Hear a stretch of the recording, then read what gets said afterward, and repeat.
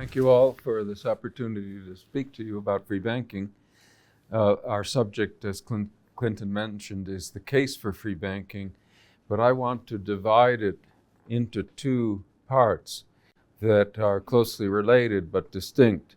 First, I want to talk about the case for studying free banking, and then I want to talk about the case for trying to move toward a modern free banking system. I should start, of course, by defining free banking, by telling you what it is that I mean by it. And I think it's what most people mean by it. It is simply what it sounds like, at least to an economist. It's banking without any special government regulations. That doesn't mean there's no regulation. There's a lot of self-regulation in the system. And of course, you have law and order, you have the enforcement of basic contracts, that sort of thing. What you don't have in a free banking system is governments interfering with the kinds of assets banks must invest in, dictating their reserve ratios, dictating the interest rates that they can charge or pay, deciding what kind of money they can issue, particularly by preventing them from issuing circulating paper money. All of these regulations that are, of course, now ubiquitous in modern banking systems are absent from free banking in theory, and were absent from past relatively free banking systems, some of which I'll talk about in the course of our discussion. So the other thing that's absent in free banking is a kind of regulatory interference also, but a little different than these others. It's government guarantees, deposit insurance, a lender of last resort to bail out banks that get in trouble. In a free banking system, a bank that is illiquid, but presumably solvent, can get help from other banks, but there won't be any government agency standing ready to bail it out if they won't help it. So that's free banking. By the way, you're welcome to interrupt with questions for clarification, and then I'll leave some time for general questions at the end.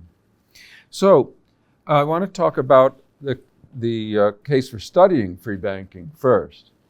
And in order to explain my views about this, it's best to have you consider discussions, theories of trade and competition that all of you have encountered in your time as students. So you study free trade, presumably, which is to say you study what the implications are of having trade among nations with no tariffs, no tariff barriers or other kinds of trade barriers. You also study competition, which has different interpretations, but the basic idea is to ask what kind of outcomes result when you have numerous business firms competing and producing the same outputs. What implications does that kind of competition have? And in all of those discussions, of course, you're making use of models or ideal perceptions or ideals for free trade and ideals for competition, like perfect competition or utterly free trade. And it doesn't matter whether you can identify examples of such perfect competition or perfectly free trade in the real world. You are learning these things as a background, a fundamental theoretical background, which you use then to analyze what happens when you introduce tariff barriers or when you have a monopoly instead of competition. The theories of free trade and free competition are fundamental, as it were, theoretical foundations for understanding real-world trade and real-world industrial organization and its consequences. And that the reason why I think economists look at these ideal free systems isn't necessarily because they think they're ideal in the sense of being the best possible system. They're ideal in the sense of being idealized, right? Perfect in some respect. The reason it's important to study them is because you want to understand the spontaneous ordering processes that are already at work in such a system, to better understand the full consequences of various types of regulatory intervention. Because you won't understand the consequences of intervention unless you know what's going on before and what kind of order it's resulting in. Right? And I think this makes sense for everybody for these fields. But when you study banking and money, you don't do this at all. Well, maybe here at Fransisco Marroquín you do more of it than anywhere else. That's quite possible. But at most universities, most graduate programs, they never start a discussion of monetary or banking theory by saying, well, what happens if we don't have any government? What does that look like? What are the spontaneous ordering forces? And I say that because they don't approach the subjects of banking and money that way, economists have done a very, very bad job of understanding how actual real world, not completely free banking and monetary systems work, because they don't understand the underlying forces that are or would be operating in these systems if there were no regulations. So they get regulation itself and its consequences all wrong. So that's my pitch for why we should study it. You don't study it because you think it's the best and that we should have it. You don't start there. I think you would end up there if you studied it carefully enough. That's been my experience. But you study it because you want to have a firm foundation upon which to build your understanding of what different types of intervention can achieve. And then you can determine whether they are helping or hurting when it comes to making a system that's more stable, more efficient, etc. So economists have really screwed up. I'd like to say just a few things before we move on to why free banking may be worth something we would consider trying to achieve today. I'd like to say something about why economists have neglected it so badly. And first of all, the neglect is not justified by the obvious fact that free banking is something disastrous that we would never want to try. Some economists think that, but that's because they don't know the history. Some economists, many actually, refer to the so-called free banking era in the United States. This is just before the Civil War, 1837 to 1863 or 4, depending on how you define it. And they say, well, look at that. That was disastrous. Those laws were called free banking laws. Only about a dozen states had them. So it wasn't ubiquitous. Not all of the United States had so-called free banking. And I say so-called because despite the name free banking, which was attached to the legislation in question, the state laws, they all involved heavy regulation. Banks could only have one office. Every bank had one place where it did business. No branching, no other offices, so no diversity. And they specified what assets the banks could invest in, specific bonds. The banks didn't have a choice or had a very limited choice in their investments. Now that's two very big regulations right there. And there were others depending on which particular state you look at. So to call this free banking, well, it certainly doesn't fit the definition I gave you earlier. It's just confusing what government legislators called free banking for the genuine article. By the way, some of the U.S. free banking systems did very well, but economists who say it was a disaster, first of all, they don't know the whole history even of the U.S. cases, so-called free banking cases. And they get most of their information from a few anecdotal stories about one case in particular, which was one of the earliest in Michigan, where there really was some bad consequences. Didn't last very long, but there you go. Anyway, the main reason, though, economists haven't gotten into the habit of talking about free banking or teaching their students how it works is simply that they've taken for granted that, of course, the government has to monopolize not all money, because they don't monopolize deposits, for example. They let private banks issue those. But of course the government has to monopolize circulating currency and coins. And why do they assume that? Because it's been drummed into them into them since ancient times, when governments asserted their right to monopolize these kinds of money for fiscal reasons, for the fiscal advantages. But it became an article of faith over time that nobody questioned. It was a dogma, in other words. It might have been, that doesn't mean that state control and regulation couldn't be better than letting the free market do its thing. But it does mean that there has been a tendency to simply assume that, because that's how it's always been, and because the prince or the king used to tell us so, without actually questioning whether it was the case. So that's a little bit of background. But again, this is so far just saying, sure, you should study free banking, not because you're sure that it's a great thing, but because it'll improve your understanding of banking and money, no matter what conclusions you end up drawing about the proper role of government in those areas.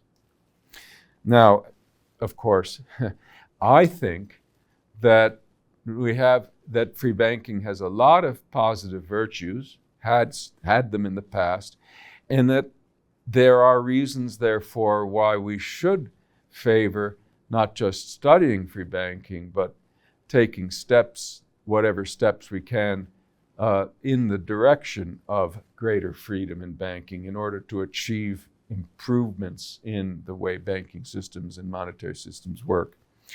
And the reason I have this view is because I have studied it a lot, and history supplies, it's not an abstract study. History supplies many examples, not of pristinely free banking, of course. It's hard to find pristine free banking, just like it's hard to find cases of pristine free trade or perfect competition in reality. But one can, if one looks, find quite a few examples of banking systems that came pretty darn close, where banks all had the right to issue currency. There was no monopoly bank with that had that privilege. Banks had the freedom to set whatever reserve ratios they wished. It wasn't regulated. Interest rates were largely unregulated. Banks could branch anywhere they wished to within a country, of course, and so on. Now, the different cases involve different exceptions to this rule. That is, if you looked at the different free banking systems that existed in the past, relatively free systems, you'll find that this one had this regulation. This one had some other regulation. But since the different systems didn't all have certain regulations, you could still learn from them what the implication of the absence of any regulation was, because if you looked hard enough, you'd find a system that didn't have that regulation, even if some others did. So by looking at all the evidence from all the different approximate free banking systems in the past, and not relying on the US cases that so many people are only familiar with, you can come up with a pretty good idealized free banking system to theorize about, which is what Larry White and Kevin Dowd and I and some others have done. What's amazing, once you start looking at these systems, is that the ones that were especially free of major regulations were also some of the most stable and efficient banking systems in the world. And when I say that, I'm not simply reporting my own or Larry's or Kevin's conclusions. They were so regarded by the people who experienced them at the time. Two of the most famous examples, by the way, there's a book edited by Kevin Dowd. There's a new edition of a book he originally wrote in the 90s. It's called The Experience of Free Banking. It just came out last year or 2 years ago from the Institute of Economic Affairs. And you will find in there studies of something like 15, 16 different episodes of free banking. So it's a very good survey. You can read it online for free, so you don't even have to buy the book. The most well-known of these systems, the ones that have been most studied, either because they're more revealing than some of the others, or simply because more evidence has been available about them, more details, are the Scottish banking system that prospered roughly between 1700 and 1845, after which they started imposing English-style regulations on the Scottish banks. And the Canadian banking system, which flourished between 1870 and, depending on how much freedom you're willing to let it lose before you decide that it stopped being free, either 1914 when World War I broke out or 1935 when they created a monopoly bank of issue, the Bank of Canada. These systems, these two in particular, were remarkably stable according to people at the time. You can go back and look at newspaper articles in the United States saying, gosh, if only we had a system, as a banking system without crises like Canada's. It's all over the place. It was notorious or famous. In England, same thing. They would have a major banking crisis in London, and in Scotland, everything would be, just fine. And the people in England would say, wow, that Scottish system, it's very, very stable, very efficient. But it was the freer system, and the same with the Canadian system, with much freer of regulation than the US system. In England, you had the Bank of England, which, depending on exactly what period you're looking at during that Scottish free banking episode, it already had monopoly privileges from the beginning, but they grew and grew and grew until it finally had a complete monopoly of currency. And then other English banks, where for all of this period, limited to just having 6 partners. That is, they couldn't have a corporate type structure. So they were all very small and under-diversified and very weak. And so whenever there was any kind of major shock in England, many of those small banks would fail. Or they would have to be rescued by the Bank of England, which was in a position to rescue them, and indeed was the bank at which reserves tended to concentrate because of its privileges. And so people got the idea there that the reason that the only way to save the English banking system was to make sure the Bank of England would do more rescuing all the time. That became the modern lender of last resort doctrine. But what too many economists don't know is that over the border in Scotland, you didn't have these crises.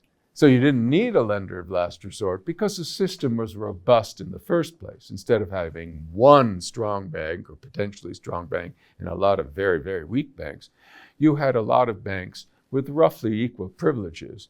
None of them was terribly weak, or they got weeded out pretty fast. And none of them had privileges that allowed it to get away with things that no other bank could do. And so that's a very instructive case. In the United States, in contrast, if we're comparing the US to Canada, especially before the creation of the Federal Reserve in 1914, we don't have a case where there's a central bank or monopoly in one country and not in the other. So in that sense, the systems aren't different. But in many other respects, they are, because US banks are very heavily regulated. They are very heavily regulated before the Civil War. I described some of those regulations already. But they remained so after the Civil War, when the free banking era ended. Currency now was being supplied only by nationally chartered banks. They created a new set of nationally chartered banks. But those banks were subject to all kinds of strict regulations, again including the fact that to back their notes, they could only use certain assets, in this case, certain US government securities. And they couldn't, for the most part, they couldn't have any branches, which was a big source of weakness, analogous to the weakness of the 6-partner limit in England. Lots of weak small banks, and the difference is there's no big powerful bank in the US case to bail the others out on occasion. So the US goes through this as a result of these regulations, though it would take me a little while to explain exactly how those regulatory restrictions contributed to occasional banking crises. But I can. But let it just be said that there were major banking crises, financial crises, 1873, 1884, 1893, 1907, and they tended to get worse. And in In Canada, remember, it's the same dollar. The Canadian dollar and the US dollar at this time are the same gold currency. So if this was because of the gold standard, these crises were because of the gold standard, for example, then Canada should have suffered just as much. But guess what? They didn't have any crises. They went through all of those periods. Sometimes they had some stringency because the U.S. was a major trading partner. And if you had a massive financial crisis in the U.S., it was bound to have some effect in Canada, and it did. But what you didn't have was any kind of shutting down of the banking system, any real banking crises with large numbers of bank failures. In fact, bank failures were relatively rare in Canada. They had many fewer banks to begin with, but bank failures were fairly rare. And if a bank was in trouble, usually it just got merged with another bank, which was very hard to do in the United States. If you have a bank in one state and a bank in another state with laws against branching, especially over state lines, those banks couldn't merge. So the opportunity for rescuing a failing bank by having it simply bought by another bank, those opportunities were very, very limited. It would have to be a bank sometimes in the same town that was willing to rescue it. And if there wasn't one, well, that was that. Anyway, you get the idea. These were stable systems. And for that reason, it's worth studying them to see what it is that contributed to their stability and to see if there's anything that can be replicated today, because a lot of things have changed, of course. And that's what I try to do in Theory of Free Banking, that first book of mine that Clinton mentioned, and others, of course, have followed up on that research. So let's talk a little bit about the relevance of all this today. It's a lot of times people call me a free banking advocate. And I don't like that term because I think of myself as a student of free banking, somebody who's researched it. But that doesn't mean that my research hasn't led me to conclude that there's some aspects of free banking that would be great to have again in our modern systems and would improve them based on learning about how the systems worked in the past. But we have to understand you can't recreate a historical style free banking system. The most obvious reason for that is that these systems were all based on either gold or silver standards. And of course, that fact alone was itself a contributor to their stability. It meant that you didn't have any institution that could arbitrarily expand the amount of reserves in the system with a printing press and cause a general inflationary crisis or otherwise destabilize the system through the unstable behavior of the reserve base. The gold or silver reserve base might itself not be perfectly stable, of course, but it did offer a clear long-run restraint on how much money creation the banks could engage in.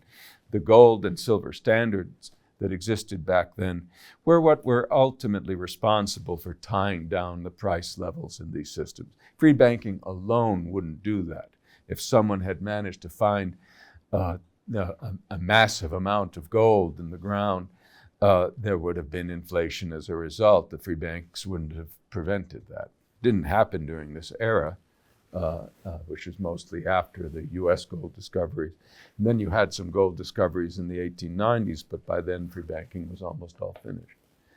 What we can do, though, the reason it's not practical to talk about going back to a gold standard as part of a free banking reform effort, and this is controversial, but it's my own view that it's not practical. There are several reasons why. First of all, the reason the classical gold standard worked so well, which is a standard in place in the late 19th century, it was partly because many countries participated in it. And the more countries that took part in it, the more stable the gold supply would be. And so what that means is that if you wanted to really replicate something like the Canadian banking system circa 1890, you'd have to do it in not just one country, but a bunch of countries. Now, of course, you're multiplying the low probabilities when you try to do that. It's hard enough to institute a major reform of any type of banking system in one country alone. But the other reason is that it's hard to restore a gold standard without the government being involved in that movement, because it takes coordination. No one bank is going to say, I think I'll start redeeming my deposits in gold. No, that doesn't work that way. The banks take whatever people are generally using as money to be what they deal in, fiat or otherwise. So you'd have to have a government that makes a concerted effort, and I think that that's a dead end. And the reason is history. When governments took over the administration of the gold standard, because by the 20th century it was no longer silver, it was gold everywhere.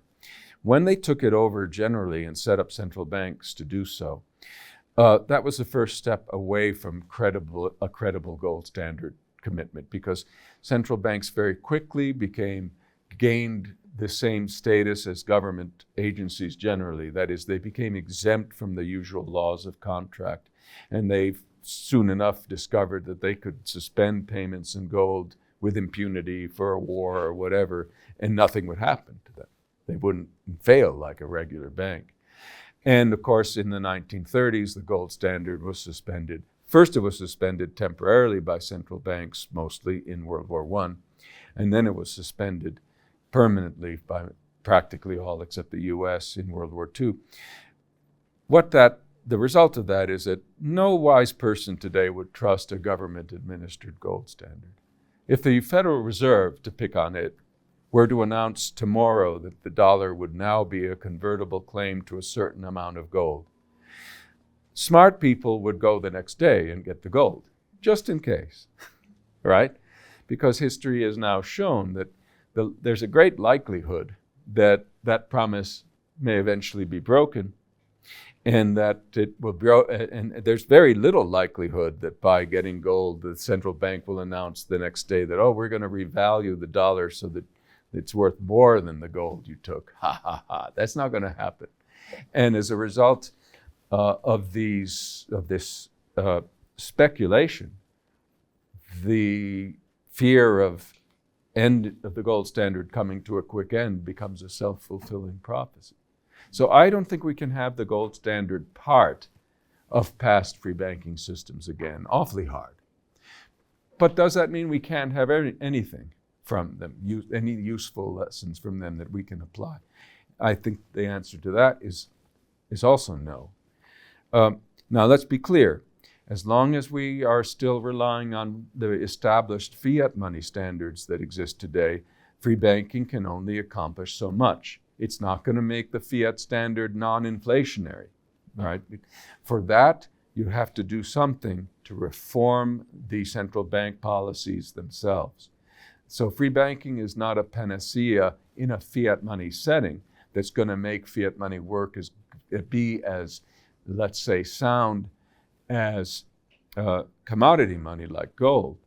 It's not going to do that. That's going to require separate reforms, because all that freedom of banking is letting the banks be free of special regulations.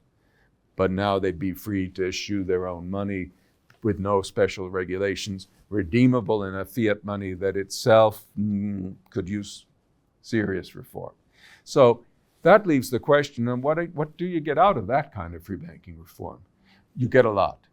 And the reason for that is understanding what you get requires, again, referring to history. People assume, most economists assume, that the special regulations banks have been subject to in most cases, and are subject to everywhere today, are stabilizing, that they are helping the banking systems be stable.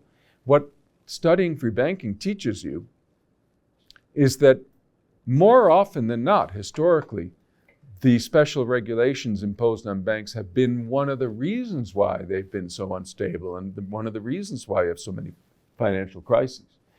Lots of bank regulations, especially in the past, but still today, are causes of weakness in banking systems, and other problems that make banking crises more rather than less likely.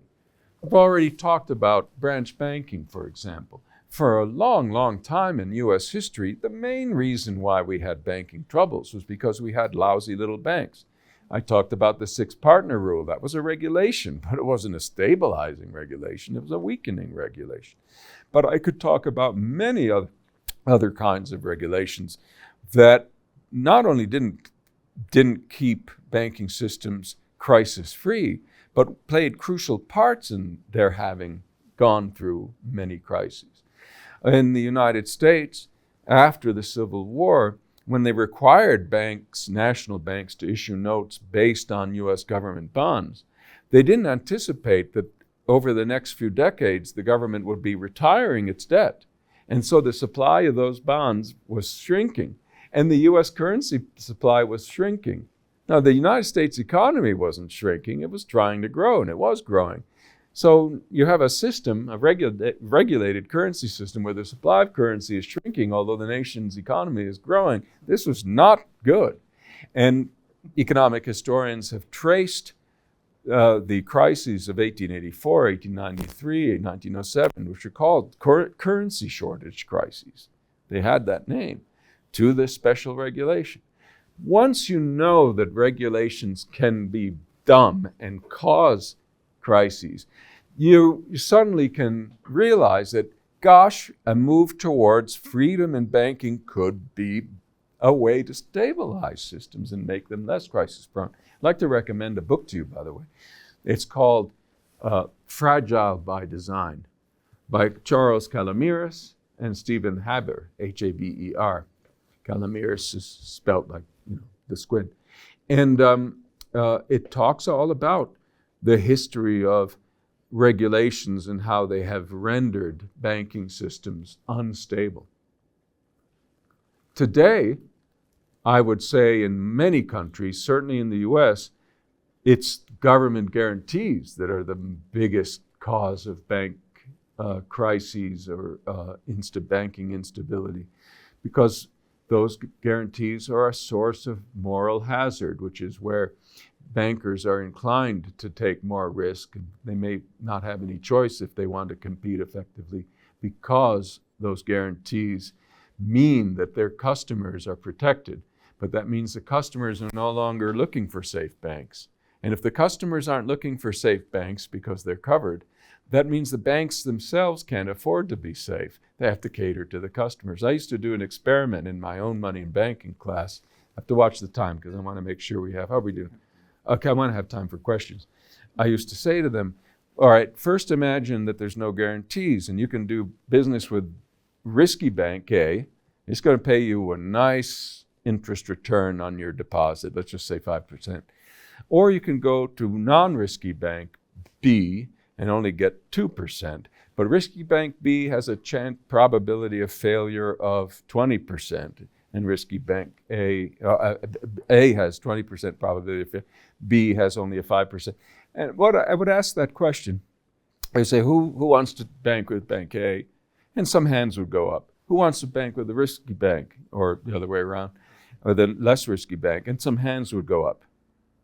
And then I would say, okay, let's just have the same example, but now the government's going to bail you out if your bank fails. You're going to get the principal and the interest promised you no matter what. And then I ask the same question. Of course, everybody, all the students who deserve to pass the class would say they're going to put their money in the risky bank, and nobody would put their money in the non-risky bank. Why should they? But then I asked one more question. Say, okay, suppose you're going to start a bank in this second environment. Who's going to try to run a risky bank and who's going to try to run a safe bank? And then if they said, I'm going to try to run a safe bank, they too would not be the smart students in the room, because they're not going to get any business. Anyway, that sounds too stupid to be really relevant to actual banking history, but guess what? It is exactly relevant. It is exactly what guarantees tend to do. So there are a million ways in which regulations make banking systems unstable. And contrasting with that, there are a million market forces that in a free banking system help make banks strong and stable if you know to study them. Well, I don't have time to talk about them in great detail, but the main source of regulation is the competition among the different banks that share equal privileges, where there's no one bank that has unique privileges, and all the banks are testing each other all the time through the routine return of items to other banks to make room for their own liabilities, but also to make sure they're not holding on to stuff any longer than necessary in the event that a rival bank might turn out to be in trouble. And this is what really regulated the Canadian system and the Scottish system. It was all these market forces. So even though free banking today would not be a panacea in the sense that it would not be a substitute for reforming fiat monetary systems in the sense of making sure central banks manage their own creation of money responsibly. It wouldn't do that by itself. It would still give you what you might call a microeconomically more robust banking system, or could do that. And we can learn how in greater detail by carefully studying the effects of specific regulations against the background of the self-regulating capacity of a banking system.